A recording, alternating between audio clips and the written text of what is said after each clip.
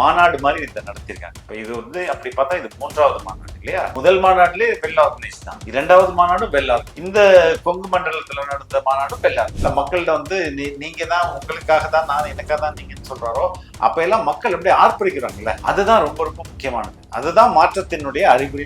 விஜயோட தீவிரமான ஃபேன் அப்படிங்கிற அந்த பிடித்தம் இருக்குல்ல, அது வந்து ரேர். மற்ற பொலிட்டிக்கல் லீடர்ஸ்க்கு அது இல்லைன்னு கூட சொல்லலாம். ஸோ இந்த பிடித்தம் வந்து ஓட்ஸா பெருமளவுல கன்வெர்ட் ஆகுறதுக்கு இது மட்டும் போதுமானதா? இது மட்டுமே போதும், வேற எது வேணும்? இவங்க சாப்பாடு கொடுக்குது, சாப்பாடுல மத்தியான சாப்பாடு, காலை சாப்பாடு, ஏதாவது ஒரு எம்எல்ஏ ஒரு ரியல் டைமா ஸ்கூல்ல போய் ஒரு ஃபுல் சாப்பாடை சாப்பிட்டுட்டுமே வாந்தி எடுக்காம. இல்ல, பெண் போன்ற அமைப்புகள்லாம் வந்து அதை பத்தி சொல்லும் போது ரொம்ப சுவையான சாப்பாடு, ரொம்ப குவாலிட்டியா செய்யறோம் அப்படிங்கிற டாக்குமெண்ட்ரி எல்லாம் கூட வெளியே. டாக்குமெண்ட்ரி அவங்க பண்ணும்போது எப்படி இருக்கும்? நீங்க போங்க, கேமரா எடுத்துட்டு போங்க, கோ விசிட் ஸ்கூல். விஜய் சொன்ன எல்லா ப்ராமிஸையும் அழகா ஃபுல்ஃபில் பண்ண முடியும், provided you cut your leakage, you cut your corruption அறவே 0% எடுத்து வர முடியாது. ஒரு கான்ட்ராக்ட்ல 30% கமிஷன் வாங்க, 15ல இருந்து 30% கமிஷன்.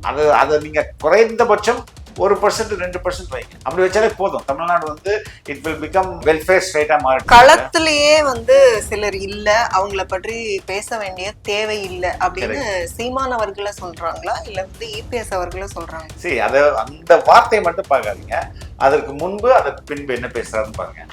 இது பார்லிமெண்ட் எலெக்ஷனா அசம்பிளி எலெக்ஷனா கேக்குறீங்க? அசம்பிளி எலெக்ஷன்ல யாரு பவர்ல இருக்காங்க? அவங்களதானே நான் வந்து திட்டணும், அவங்களதானே அடிக்கணும். களத்திலே இல்லாத பிஜேபிய நான் எதுக்கு திட்டணும்? ஏன் எம்ஜிஆர் இப்படி பேசுறாரு? ஏன் ஜெயலலிதா இவங்க திமுகவை தீய சக்தின்னு சொல்றாங்க? ஏன் இவ்வளவு ஹார்ஷா பேசுறாங்க? நான் முன்னாடி வந்து யோசிச்சு பார்த்திருக்கேன். ஆனா இப்ப நான் சொல்றேன் திமுக தீய சக்தி அப்படின்னு சொல்றாருயா, அது ஒரு ரியலைசேஷன். இவர் கட்சி ஆரம்பிக்கிறதுக்கு முன்னாடி இவங்களை பத்தி தெரிஞ்சிருக்காருல்ல, கட்சி ஆரம்பிச்ச பிறகுதான் இவங்க எவ்வளவு கொடூரமானவர்கள் தெரியும், எந்த அளவுக்கு மோசமா நம்மள வந்து காலி பண்றதுக்கு ஒர்க் பண்ணுவாங்கன்ற இப்பதானே உணர்ந்துருக்காங்க. இன்க்ளூசிவ் நியூஸ் தமிழ் நேயர்களுக்கு வணக்கம். இன்றைக்கு நேர்காணல நம்ம கூட இணைஞ்சிருக்காங்க மூத்த பத்திரிகையாளர் திரு ஃபெலிக்ஸ் ஜெரால்ட் அவர்கள். நிறைய கேள்விகள் கேட்க போறோம், வாங்க பேசலாம். வணக்கம் சார். வணக்கம். அதாவது விஜய் அவர்களுடைய ஸ்பீச் எனக்கு தெரிஞ்சு ஒரு 9 நிமிடங்கள் 10 நிமிடங்கள் பேச்சு அப்படிங்கறத தாண்டி இன்னைக்கு கொஞ்சம் அதிகமாவே பேசியிருக்கிறாருன்னு எடுத்துக்கலாம். சோ நிறைய கூட்டம் வந்து நம்ம பார்க்க முடிஞ்சிச்சு.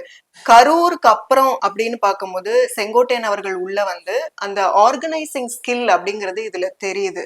உங்களுக்கு அந்த கம்பேரிசன் ஏதாவது தெரியுதா? இல்ல, அது ஆர்கனைசிங் ஸ்கில் அப்படின்றத விட இடம் தான் ரொம்ப முக்கியம்.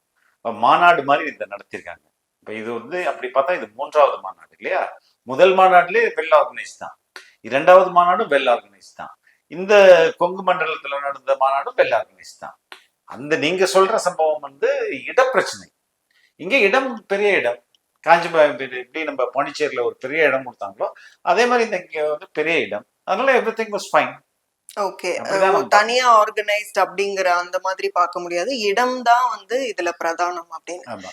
விஜய் சாரோட ஸ்பீச் வந்து நீங்க கேட்டிருப்பீங்க, எந்த போர்ஷன் வந்து ரொம்ப உங்களை வந்து இப்படி ஈர்த்தது அப்படின்னா என்ன? அந்த ஃபர்ஸ்ட் எடுத்தோன்னே பேசுவார்ல, அந்த மக்கள், அதாவது என்னை முடக்கிறதுக்கு எவ்வளவு ட்ரை பண்றாங்க, என்ன வேணாலும் பண்ணுவாங்க, ஆனா மக்களாகிய நீங்கள் என் கூட இருக்கீங்கல்ல, அதுதான் ஒரு லீடருக்கு ரொம்ப ரொம்ப முக்கியம். அதுதான் இப்போ பீப்புள் ட்ரஸ்ட்டை வந்து கெயின் பண்றது.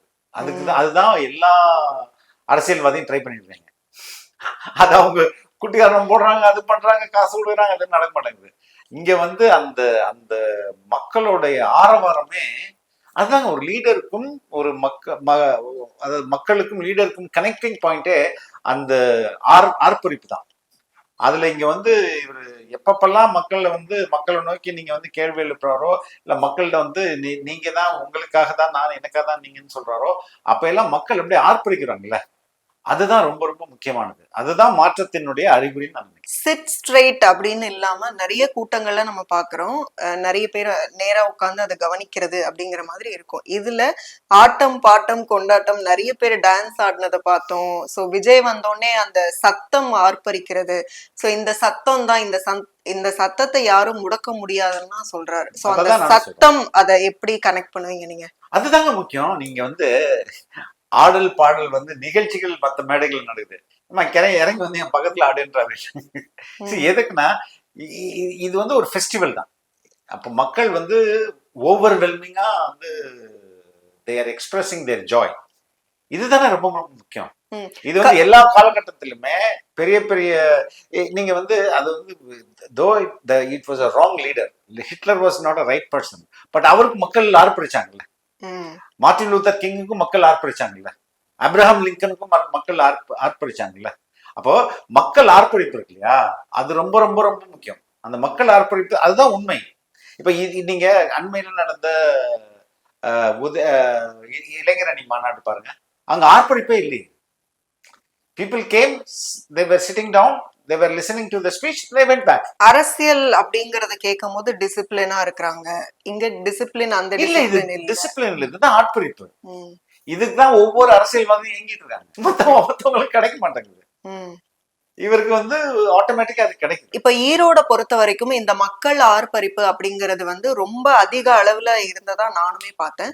சோ அந்த மஞ்சள் அப்படிங்கறத மென்ஷன் பண்ணி ஒவ்வொரு ஊர்லயுமே அதோட சிறப்புகள் சொல்றதை தாண்டி இந்த வாட்டி வந்து பிளாகோட கனெக்ட் ஆகுற அந்த மஞ்சள் அப்படிங்கறதெல்லாம் சோ மத்த இதுவரைக்கும் கேட்ட ஸ்பீச்லயே இது கொஞ்சம் கொஞ்சம் என்ஹான்ஸா இருந்த மாதிரி இருந்தது. ஆமா, as you progress, you also progress, right? ம். you are not only going ahead of traveling in a time.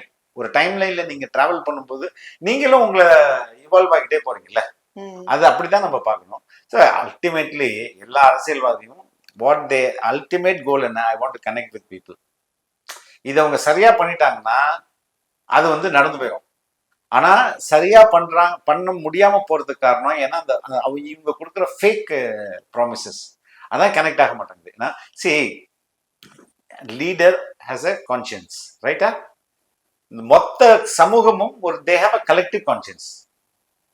புரியுது? அந்த collective conscious is very powerful.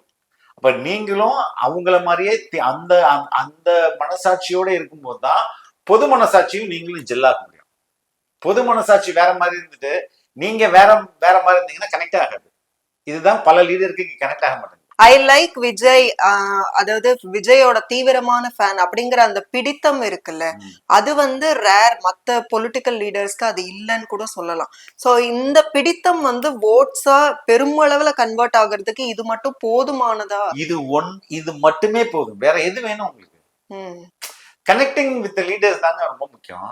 இப்போ ஒன்னும் இல்ல, ஒரு லீடர் உயிரை கொடுத்து பேசிட்டு இருக்காரு, கீழே உட்காந்து சீட் ஆடினான்னு அது என்னது? அது what does it mean?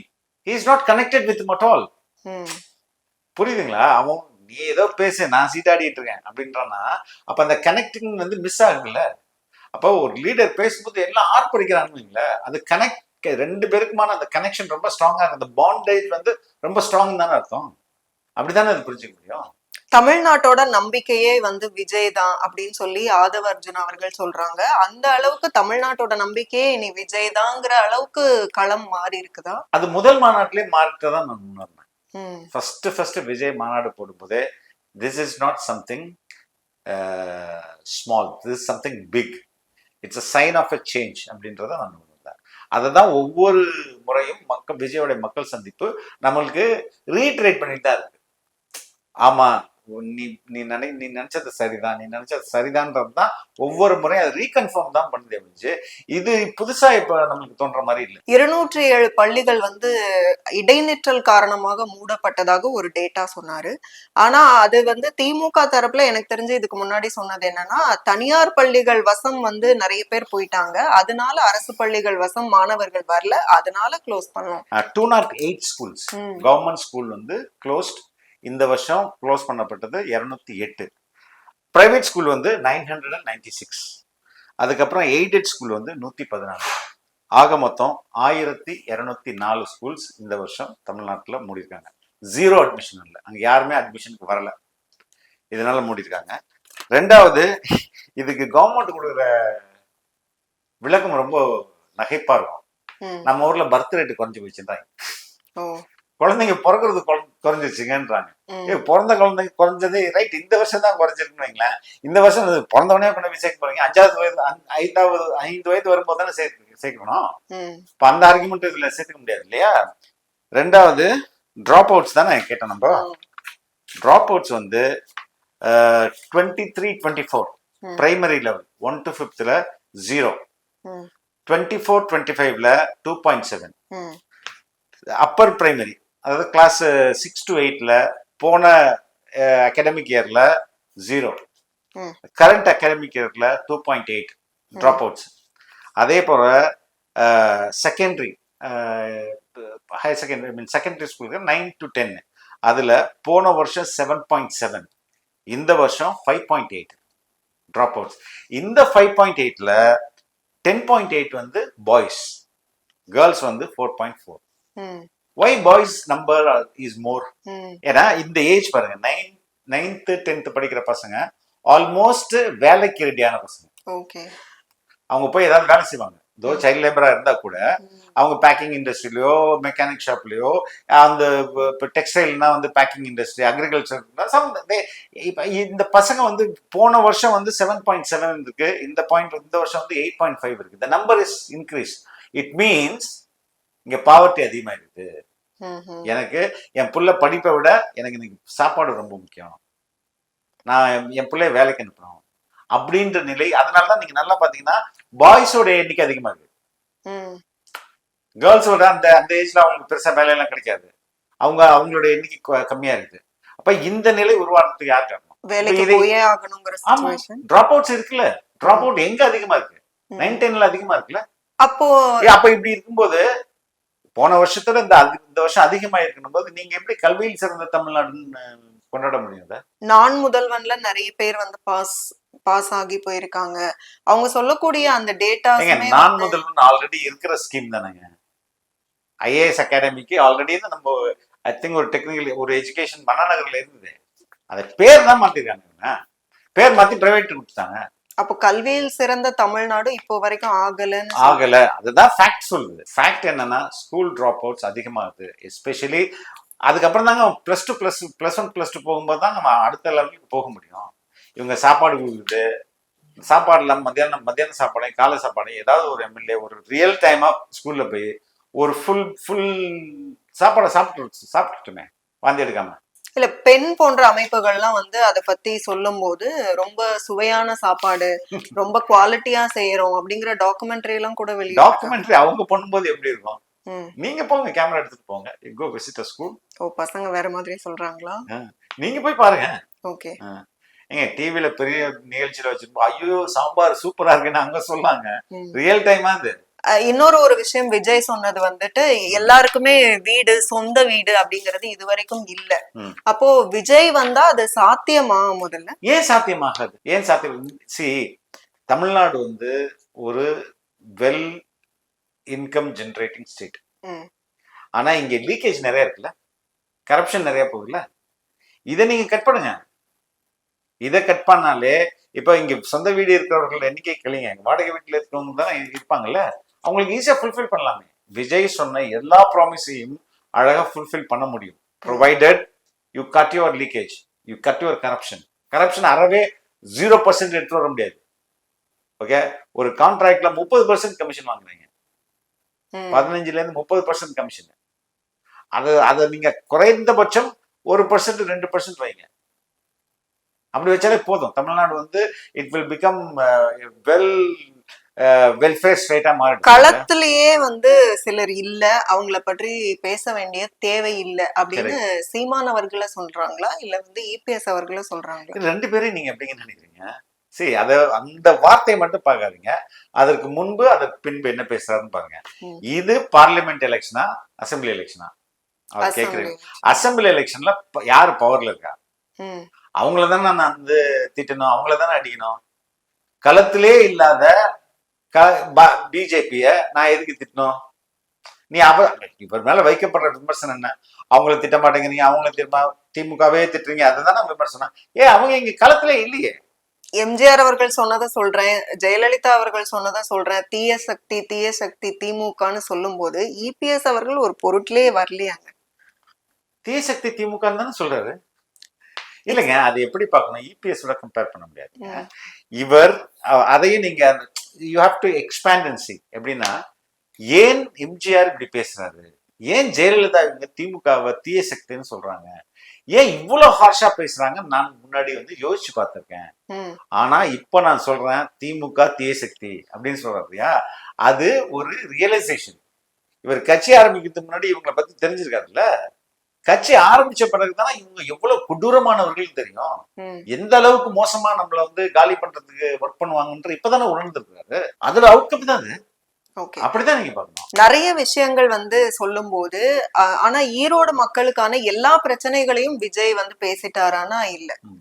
ஒரு 2-3 விஷயங்கள் தான் பார்க்க முடிஞ்சுச்சு. சோ அந்த மாதிரி ஒரு ஃபுல்ஃபில்லான ஒரு ஸ்பீச். இல்ல இது வந்து இப்போ தேர்தல் தான் இதுக்கெல்லாம் தீர்வு. அதுலதான் ஒவ்வொரு மாவட்டத்துல என்னென்ன பிரச்சனைகள் இருக்கு, அதுக்கு என்ன நம்மளுடைய சொல்யூஷன் அது டீட்டெயிலா கொடுப்பாங்க. இங்க உட்காந்துட்டு இப்ப எலெக்ஷன் இவங்களுடைய தேர்தல் அறிக்கையை சொன்னாலும் காப்பேச்சிருவாங்களே. புரியுதுங்களா? சோ இப்ப இந்த 1000 ரூபாய் ஸ்கீம் முதல்ல சொன்னது யாரு? மக்கள் நீதி மையம் கமலஹாசன். அவர் தான் பெண்களுக்கு வந்து நாங்க ஆட்சிக்கு வந்தா அவங்களுக்கு ஊக்கத்தொகை மாதிரி மகளிர் ஊக்கத்தொகை சொன்னாங்க. ஊக்கத்தொகை கொடுப்போம் அப்படின்னாங்க. நல்லா இருக்கேன், இந்த பாயிண்ட் தூக்கி உள்ள போடு அப்படின்னு சொல்லிட்டு டிஎம்கே காப்பி வச்சது. சரி, அது மாதிரிலாம் கூட ரிஸ்க் இருக்குல்ல. அதான் சொல்றேன், டிஎம்கே எந்த அளவுக்கு மோசமானதுன்னு இப்ப விஜய் அவர்கள் உணர்ந்து விட்டார் அப்படின்னு தான் நம்ம